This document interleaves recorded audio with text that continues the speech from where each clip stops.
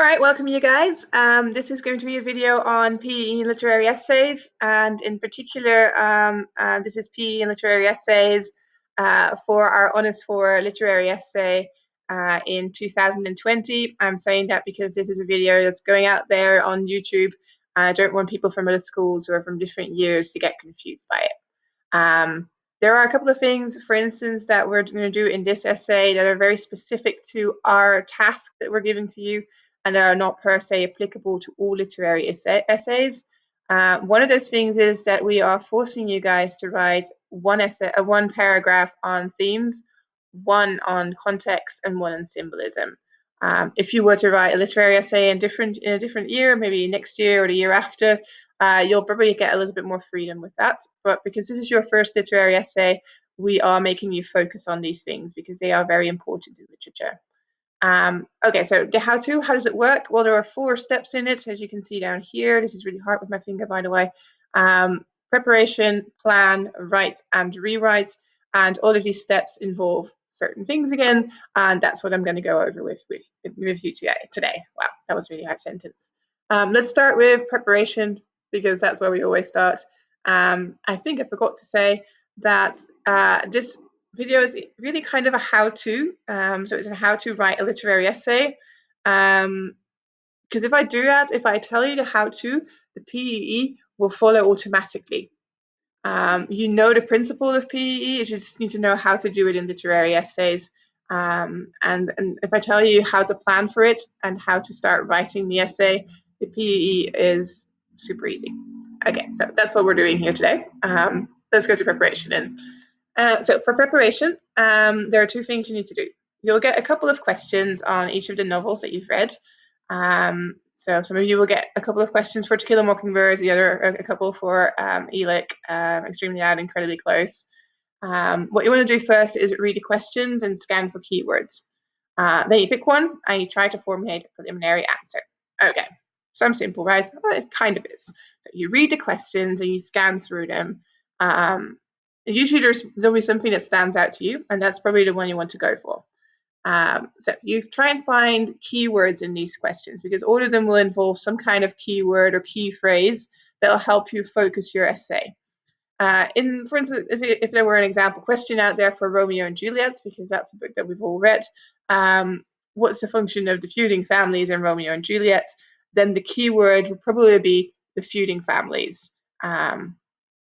And okay, so in my essay, I need to talk about the function of the feuding families. Doable, I think, right?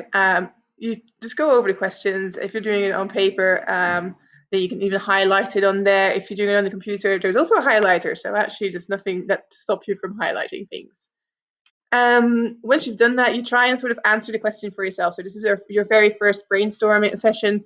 For me, it sort of went like this. I've written it down already, actually. Feuding families, they are a catalyst of all the terrible events in the play. They have negative effects on the lives of individuals and society. As we are doing this literature in context, we've always discussed context, and I need to write a paragraph about context. I'm thinking that society will be a little bit more interesting than just focusing on, for instance, the life of Juliet or the life of Romeo. So I'm going to go for society here because I think that'll be more interesting. And I think there's something about this feud. The feud is completely based on prejudice against someone's name, for instance. So I'm going to go with, as a preliminary answer, that the function of the feuding family is that they show the negative effects of prejudice on society. Yeah, it took me a while to get there. Don't worry if you thought, okay, wow, how did she get there? I did have to think about it a little bit as well. Okay, I've done my preparation. I've sort of got a rough idea of where I'm going. Now I need to start planning my essay. And the planning phase has 4 parts in it. First of all, I need to do a what, how, why brainstorm, and that's a term that you're going to hear a lot in Honors 5 and 6 as well. Then you need to write a thesis statement. That's hopefully something you know how to do, but I'll show you how to do it in literary essays. You write some topic sentences, and fourth, and that's a very, very important one, check whether your argumentation makes sense. But let me get into step 1 first. So you do a what, how, why brainstorm. You know that for this essay, you have to do a paragraph on theme, a paragraph on symbolism, and a paragraph on context. So that's what you what, how, why brainstorm. What is a what, how, why brainstorm? Well, the what is trying to think of, okay, for instance, what themes are there in this play?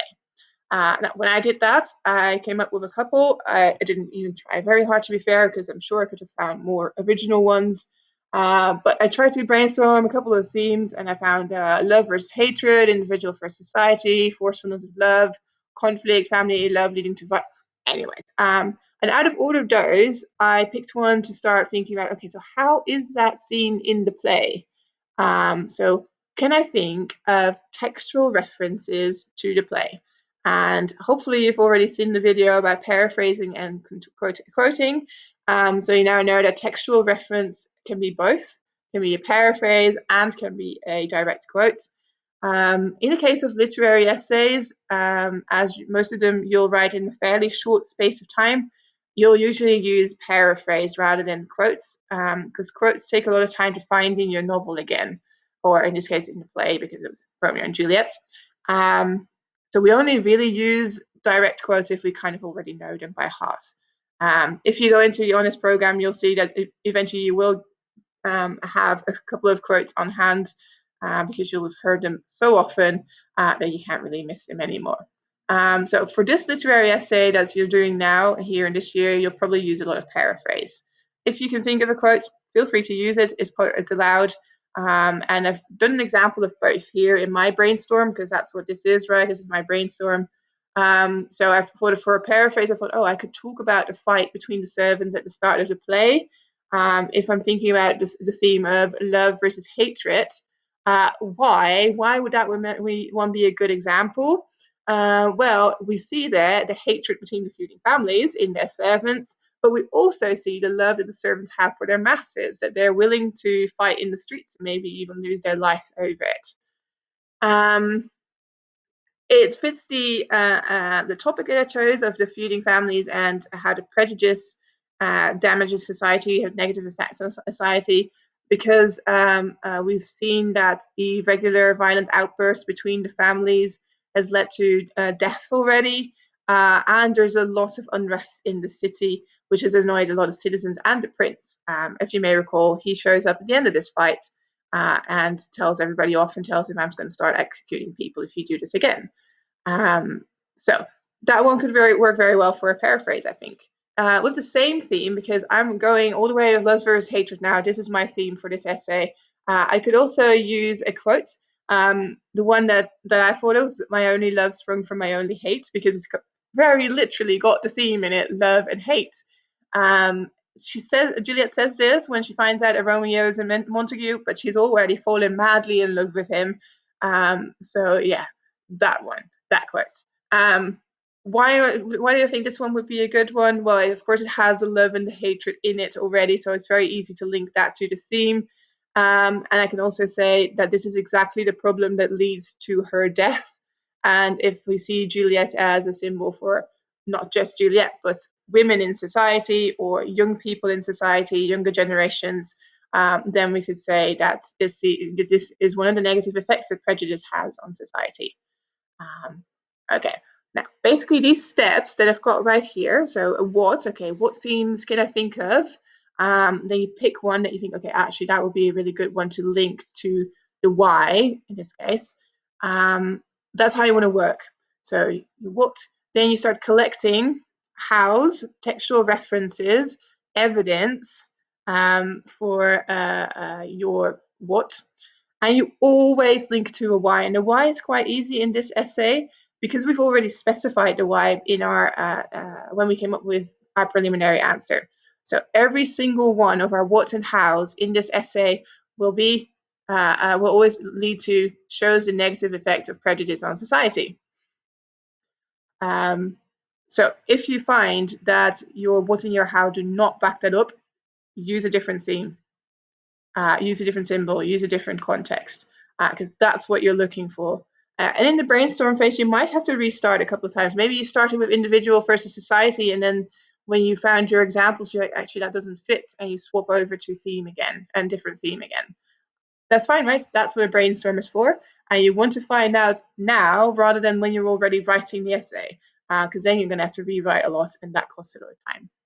Okay, so that was my theme brainstorm. I'll also show you really quickly my symbolism brainstorm.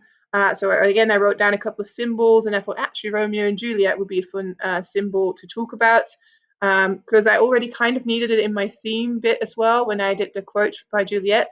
But also they are a very literal, well, a literal symbol for the feud, right? They represent the families, and they show both love and hatred.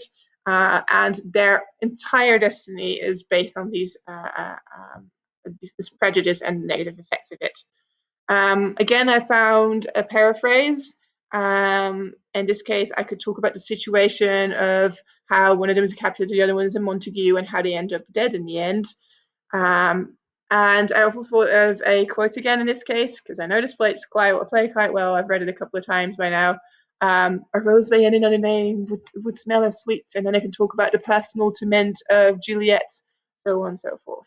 Again, my why is always shows the negative effects of prejudice on society. All right. I've also done a what, how, and why for context. So I thought of the context of the play with the setting of the play, as well as outside the play. So what kind of things were in my what and why. I put Verona there and the situation in Verona. I put the Renaissance there because it was written in the Renaissance era. Shakespeare lived in Renaissance England, so maybe that's where you need to get your context information. I went for Verona in this case because I think Verona is also kind of used as a symbol here, where he has the Montagues and the Capulets play out this horrible feud, and he uses the reactions of the citizens and the prince and to show that that's not acceptable, and how everybody in the city is suffering because of this, and how that entire feud between the Montagues and the Capulets is based on prejudice against each other's name. So I thought Verona itself would be a nice one for context in this case, especially because we know that this is actually based on real life history. He didn't make up a feud in Verona. There were loads of feuds in Italian cities back then. Okay, so that's all in my context bit. Context. Well, you've got both of your books are very rich in context information, so that should work for you as well. Okay. Once I've done all of that, I can start constructing a thesis statement. And a thesis statement in a literary essay always has four components in it. One, there's an author. The text is mentioned. Three, your answer to the question is there. And for this specific literary essay, you may just say that theme, symbol, and context are your arguments. You don't have to specify it just yet because it'll be too complex for this essay.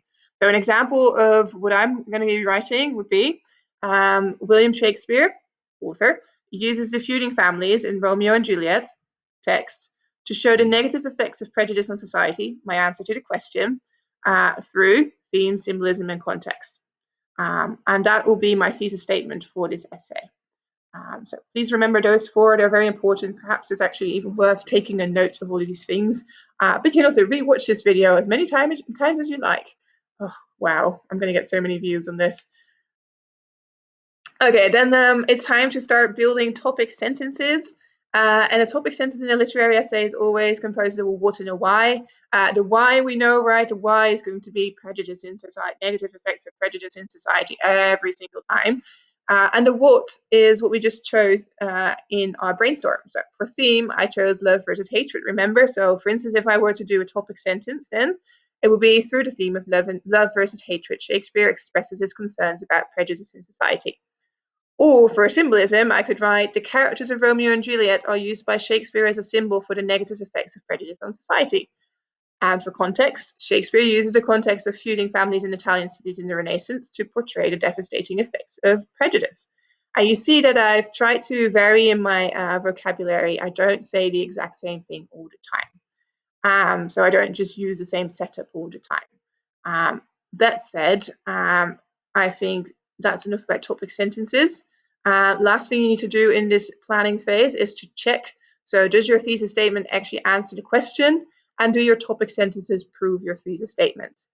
Okay, so I'm recording this video on Prezi Video, and it's got a 15-minute time limit on it. That means I need to start a part 2 for the rest of this video, which I will do. So I'm going to wrap up this one, and please press play on part 2 for the rest of the explanation. See you in a bit.